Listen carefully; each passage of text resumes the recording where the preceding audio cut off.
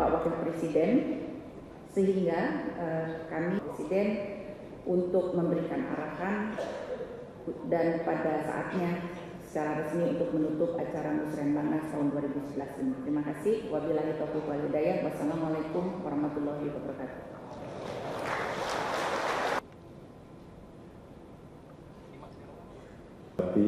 Para Menteri Kabinet Indonesia Bersatu Kedua dan para anggota Kabinet Indonesia Bersatu Kedua yang hadir hari ini, para gubernur, para bupati dan wali kota, para perencana dari berbagai daerah, para hadirin peserta Musrenbangnas 2011 yang saya banggakan. Saya tidak akan memberikan sambutan yang barangkali akan merupakan ulangan dari apa yang saudara-saudara sekalian telah dengarkan dari Bapak Presiden dan telah diskusikan bersama-sama dengan para menteri. Saya akan singkat dan mungkin ini adalah sambutan penutupan yang dalam sejarah Musrenbangnas tersingkat nanti. Saya tahu saudara-saudara sekalian sudah lelah, sudah pagi. Saya akan menggarisbawahi saja beberapa hal dan terutama saya akan menggarisbawahi apa yang dipesankan oleh Bapak Presiden tadi pagi. Tapi sebelum itu saya menyambut baik tadi hasilnya merupakan kesepakatan muaranya adalah nanti suatu konsep alokasi anggaran pusat yang nantinya sudah memasukkan pertimbangan, pandangan, usulan dari daerah sehingga alokasinya ini pas dan harusnya nyantol dengan apa yang dilaksanakan oleh masing-masing daerah. Harusnya. Dan itu nanti kita tunggu dari daerah untuk nyantolkan itu semua APBD-nya dengan APBN 2011 nanti. Dari pembangunan kita di Indonesia itu ada 3. Yang pertama adalah implementasi. Yang kedua adalah implementasi. Dan yang ketiga adalah implementasi. Saya ulang itu lagi. Jadi marilah kita implementasikan, jangan ditinggal itu hanya sebagai dokumen mati di rak buku kita masing-masing. Itu yang pertama. Yang kedua, ini menyangkut kaitannya dengan pesan Bapak Presiden tadi, beberapa hal yang sangat penting saya kira perlu kita perhatikan itu adalah masalah dana APBN, APBD yang terpotong, pemotongan. Beliau saya yakin menyampaikan tadi pagi bukan karena hanya teringat sekilas masalah itu. Saya sangat yakin bahwa beliau dengan sengaja menyampaikan pesan itu karena sudah ada akumulasi laporan yang masuk kepada beliau. Jadi masalah pemotongan dana ini adalah saya kira masalah yang beliau ingin sampaikan untuk kita bersama-sama mengatasi. Dan masalah pemotongan dana adalah salah satu saja sebenarnya dari masalah penggunaan kebocoran ataupun dari dana anggaran pusat maupun daerah yang harus kita atasi. Para hadirin, saya menganggap dan kita semua seyogyanya menganggap bahwa apa yang dipesankan oleh Presiden, pesan Presiden tadi pagi adalah suatu apa-apa bagi kita semua untuk memberikan perhatian khusus, lebih khusus lagi mengenai masalah ini. Dana yang hilang tidak masuk lagi ke dalam program-program untuk rakyat. Hilang begitu saja. Karena dipotong. Apa-apa, suatu salvo bagi kita semua, dan ini adalah apa-apa bagi aparat pemerintah untuk memberikan perhatian yang khusus.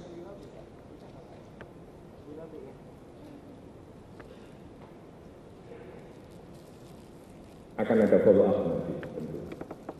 Tidak hanya pesan kemudian hilang. Kalau perhatian khusus tentunya aparat-aparat di pemerintahan yang terkait dengan itu tentu akan harus memberikan perhatian yang serius untuk follow up-nya. Apa yang perlu kita lakukan? Tadi Bapak Presiden menyebutkan beberapa hal, tapi minimal yang harus kita lakukan sebagai follow up. Minimal adalah jangan menjadi bagian dari proses itu lagi.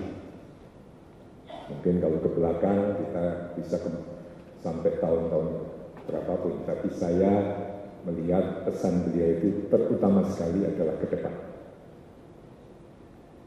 Ada yang memotong, ada yang dipotong. Ada yang memberi, ada yang menerima. Selalu ada dua pihak. Jangan kita semua ini, aparat pemerintah, pusat maupun daerah, menjadi bagian dari salah satu dua pihak ini. Saya katakan ini apa-apa dari Bapak Presiden, tentunya kita akan melihat dengan serius ini.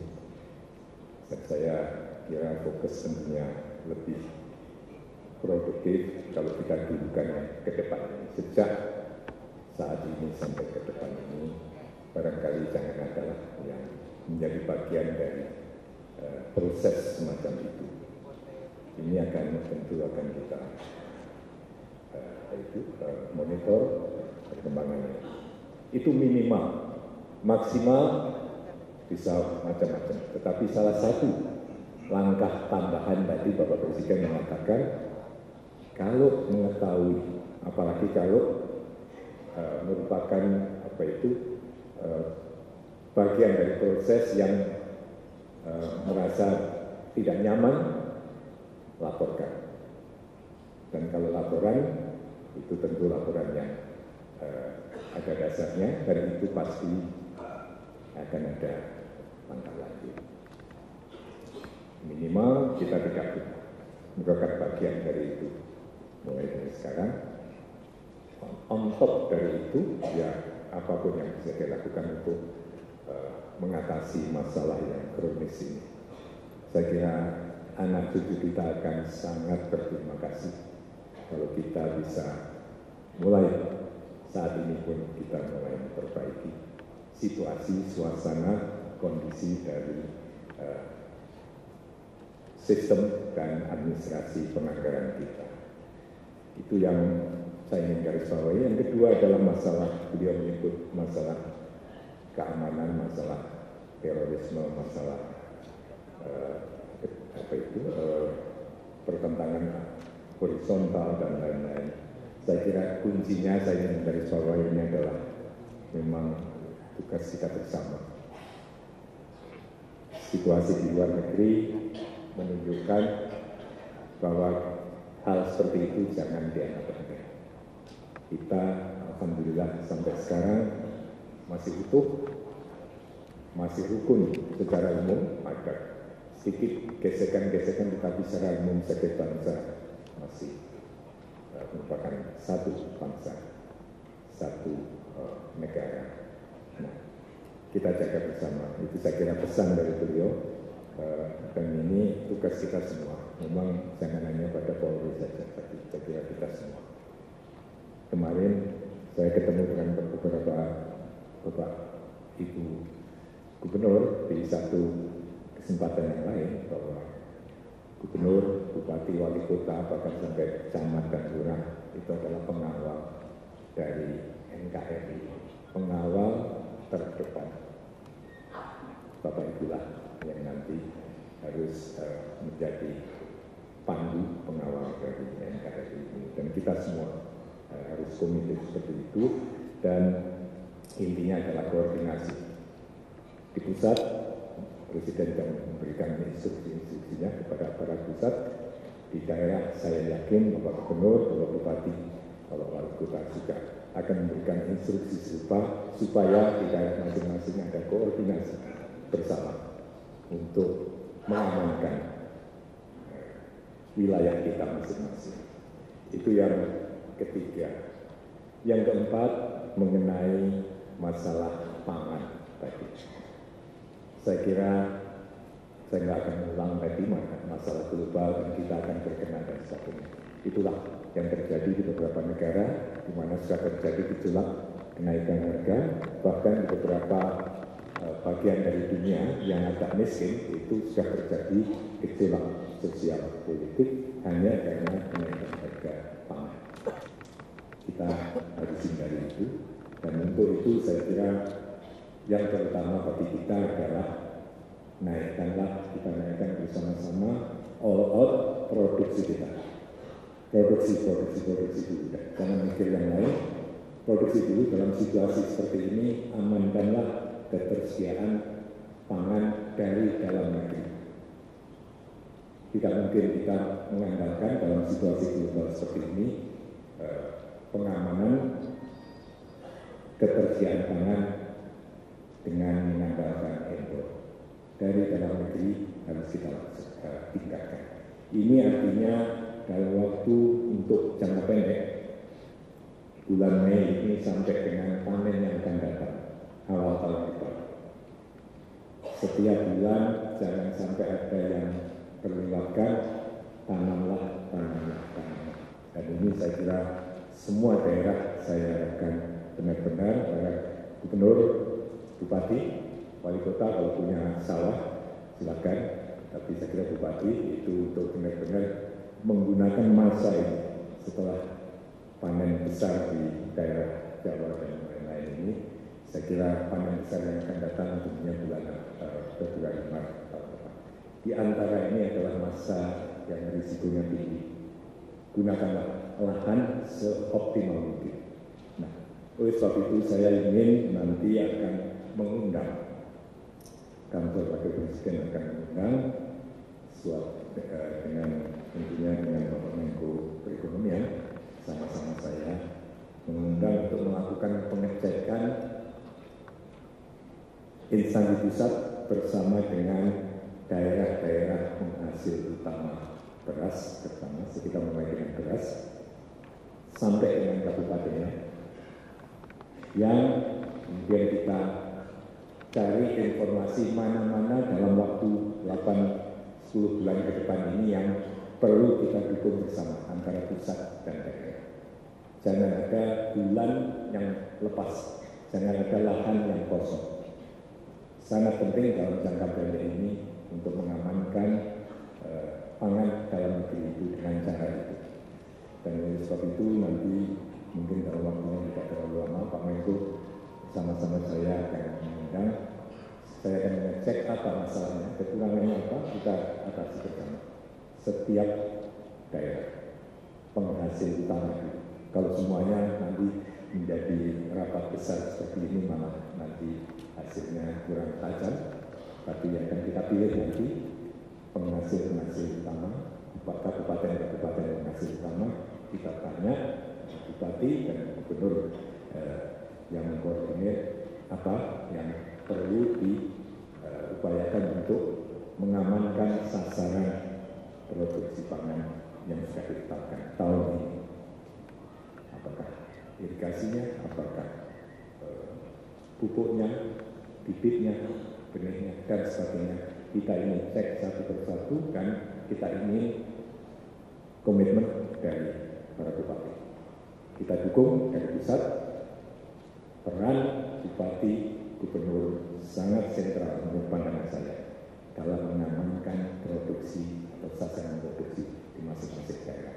Tidak mungkin Kementerian Pertanian dari pusat mengontrol hal semuanya. Pimpinan daerah itu nanti kita akan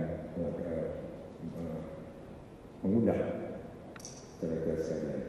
Yang terakhir mengenai energi dan listrik, saya tidak akan ulang lagi, tapi intinya barangkali cari langkah-langkah praktis konkret di masing-masing daerah.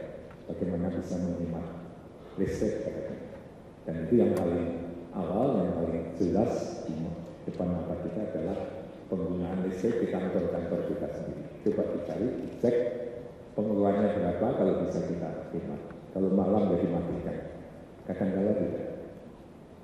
Dan ini berlaku baik dari untuk instansi pusat maupun daerah.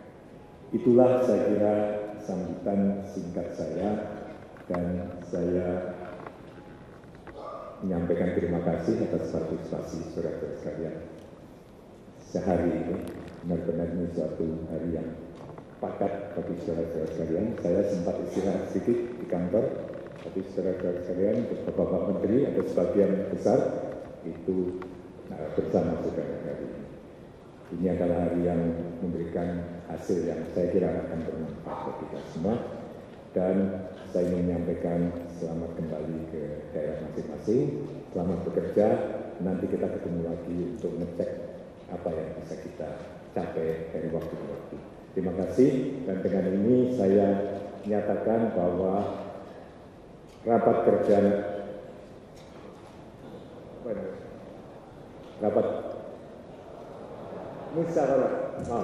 musyawarah perencanaan pembangunan nasional Musrenbangnas tahun 2011 untuk RKP 2012 saya nyatakan selesai, tutup dengan resmi. Terima kasih. Wassalamualaikum warahmatullahi wabarakatuh.